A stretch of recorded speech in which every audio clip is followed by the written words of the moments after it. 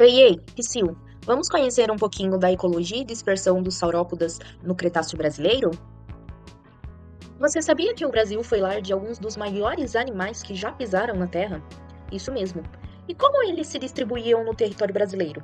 Animais como os elefantes são leves quando comparados aos tamanhos desses animais, e alguns desses animais chegaram a pesar até mesmo 10 vezes mais do que qualquer outro animal terrestre. Mas nada disso seria possível senão por uma conjuntura de fatores que permitiu a sua dispersão em território brasileiro. Aqui não iremos só ver os grandes titanossauros que cruzaram o Brasil, mas sim também grupos considerados fósseis vivos no Cretáceo e que permaneceram após a extinção do Jurássico, e que são extremamente importantes para a compreensão da paleobiogeografia brasileira. Preparados? Então vamos lá!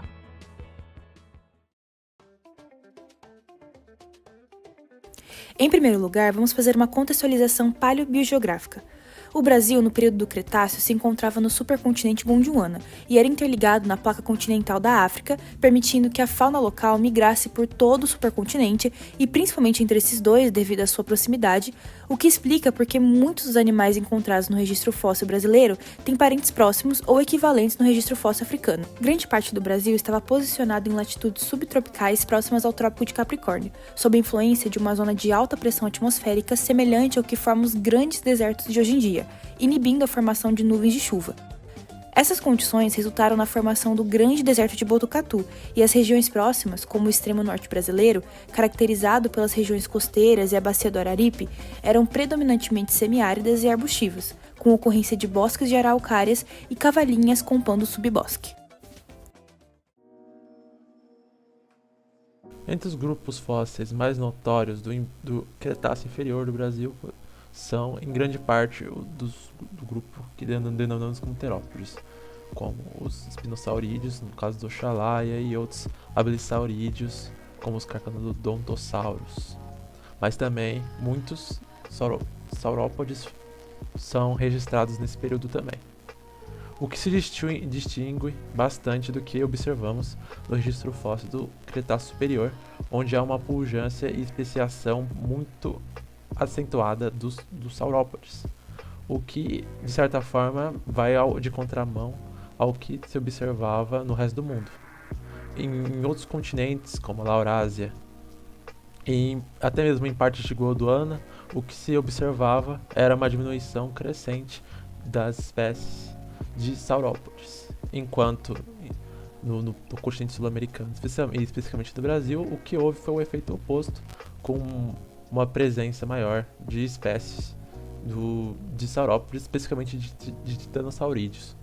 Existem diversas teorias que levam a crer o aumento da especiação dos titanosaurídeos no Cretáceo superior, na América do Sul, mas entre as teorias mais bem consolidadas e que são aceitas pela academia são a hipótese de que os saurópodes apresentavam melhores adaptações para o ambiente árido, que era bastante presente no continente sul-americano no momento, e barreiras ambientais que impediam a presença de ceratopsídeos e dos demais ornitícios, que eram mais presentes na Laurásia e em demais continentes, a adentrarem dentro do continente sul-americano, né, que pertencia a Gondwana naquele momento.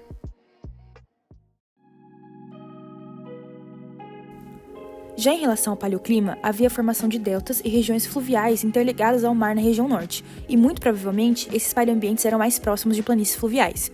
A fauna local dependia desses rios para sua sobrevivência e apresentavam uma dinâmica sazonal, em que havia ora estação seca, ora chuvosa, semelhante ao que vemos hoje na África. É importante citar que no Cretáceo a temperatura média era mais alta, de 5 a 9 graus Celsius mais alta do que as catalogadas hoje em dia, e muitos dinossauros tinham que presenciar anos inteiros dominados pela seca e temperaturas escaldantes. Ao sul e em algumas regiões do sudeste, como na bacia do Paraná, havia a presença de sistemas fluviais com vegetação densa devido ao clima úmido, servindo de abrigo para alguns dos maiores animais que já pisaram na Terra. O registro fóssil brasileiro é um ótimo local para a gente tentar compreender o estudo da radiação de saurópodes e a capacidade de especiação desses animais. Quando normalmente a gente se refere aos animais, a imagem popular que vem na cabeça das pessoas são os grandes titanossauros e também os braquiosaurídeos, que são comumente representados em forma de mídia, como o Jurassic Park. Mas no Brasil, com a presença de grupos fósseis de saurópodes que tiveram sua origem e radiação no Jurássico, e no Cretáceo permanecem relegados a nichos ecológicos extremamente específicos, que são os diplodocídeos, esses saurópodes caracterizados pela sua longa cauda em formato de chicote.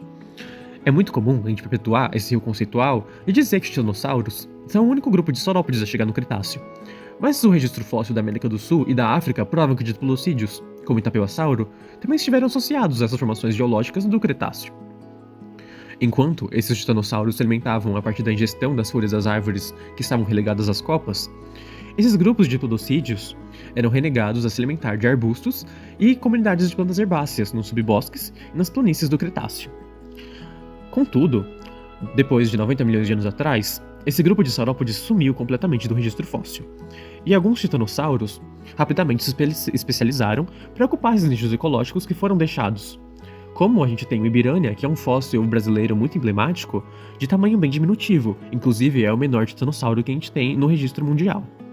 E o Inauento, que é um titanossauro argentino que tem adaptações bem semelhantes aos diplodocídeos, que isso mostra que ele também estava associado à alimentação de recursos vegetais bem semelhantes.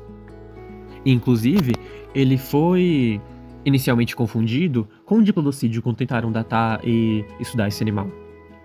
Porém, a gente tem, essa pergunta muito pertinente, que é como esses fósseis, esse grupo de animais fósseis, estiveram presentes na passagem para o Cretáceo, como eles sobreviveram e outros animais não.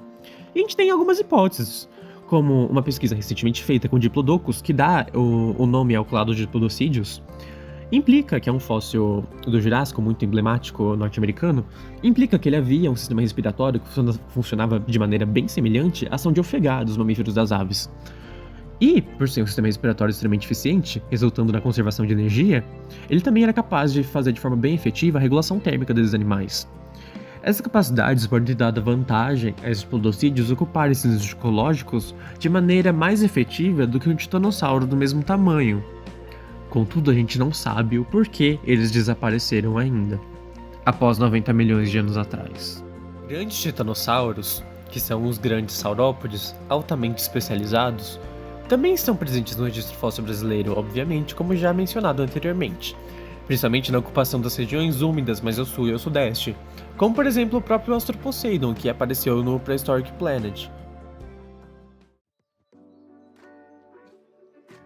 A história evolutiva dos saurópodes ela acaba gerando alguns questionamentos, como por exemplo, os saurópodes eles estavam normalmente associados a ambientes áridos, como que eles conseguiam chegar desse tamanho com um ambiente que tem poucos recursos?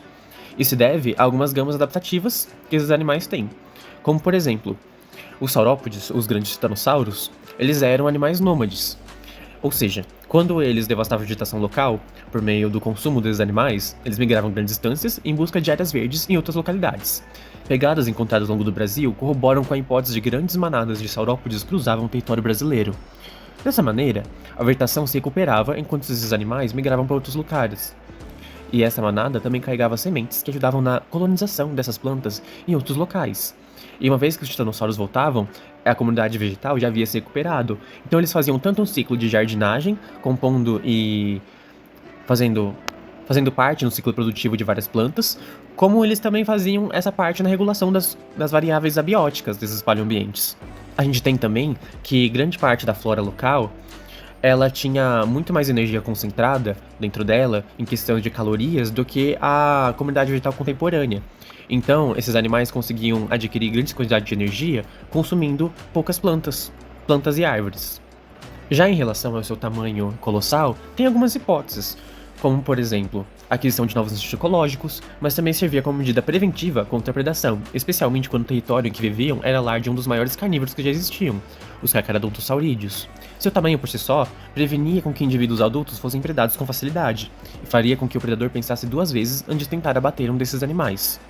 A gente tem também que boa parte desses saurópodes possuía sacos aéreos em sua estrutura, e na verdade eles eram animais muito mais leves do que um animal com ausência de sacos aéreos teria em relação ao seu peso, ou seja, eles eram muito mais leves por conta desses sacos aéreos no seu corpo.